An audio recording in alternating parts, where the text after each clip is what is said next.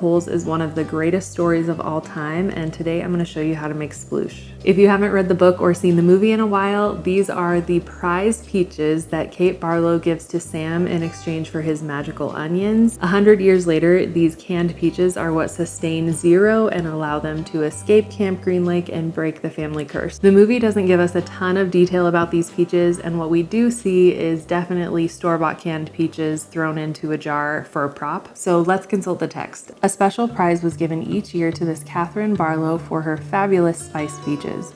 No one else even tried to make spiced peaches because they knew none could be as delicious as hers. Every summer, Miss Katherine would pick bushels of peaches, preserve them in jars with cinnamon, cloves, and nutmeg, and other spices which she kept secret. The jarred peaches would last all winter. They probably would have lasted a lot longer than that, but they were always eaten by the end of winter. Then fast forward to when they find these peaches. Stanley held it in his hand and stared at it a moment. He was afraid of the broken glass. He was also afraid of the sploosh. It looked like mud. Whatever it was, he realized, must have been in the boat when the boat sank. That meant it was probably over 100 years old. Who knew what kind of bacteria might be living in it? "It's good," said Zero, encouraging him. He wondered if Zero had heard of bacteria. He raised the jar to his mouth and carefully took a sip.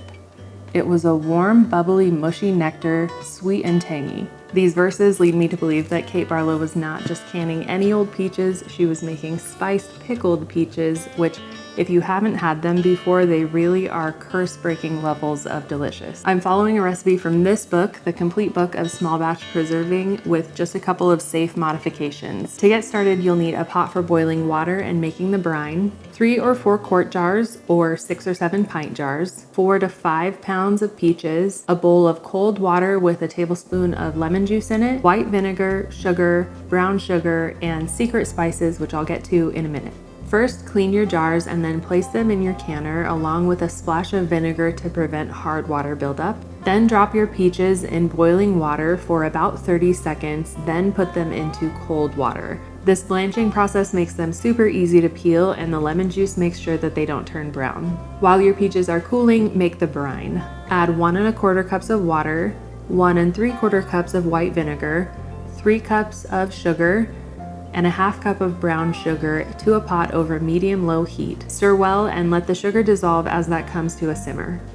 In a little cheesecloth square, add 3 sticks of cinnamon, a few chunks of nutmeg, and a tablespoon of cloves, at least to be lore accurate. The other secret spices I'm adding are a 1/2 teaspoon of allspice and a few dried vanilla bean pods. I just keep these in sugar to flavor some sugar, but you can use whatever whole spices you want because these aren't actually going into the jars, they're just gonna flavor your brine. Drop that packet into your brine and turn the heat to low. Cover the pan and let it simmer while you cut your peaches.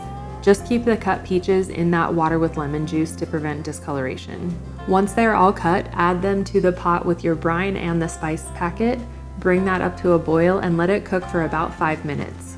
Then, one at a time, remove your jars and fill them with the hot peaches and brine. Use something non-metallic to remove any air bubbles, then adjust the liquid at the top until you have a 1/2 inch of headspace. Wipe down the rim, then put the lid and ring on just until fingertip tight. Once all your jars are back in the canner, turn the heat up, and once it's fully boiling, start your timer for 30 minutes, adding 5 minutes if your elevation is above 3,000 feet and adding 10 if your elevation is above 6,000 feet. Once the time is up, just let them sit in the canner for 10 minutes, then remove the jars and let them cool on the counter overnight. The next morning, test the seal and then label and store them with the rings off or very loose. If you're feeling fancy, you can add a fabric square. Just use a rubber band to keep it in place and then tie a little twine around it. Let these sit for at least a few weeks before you enjoy them, and although they would be safe to eat 100 years from now, I bet that they won't last through this winter for you either.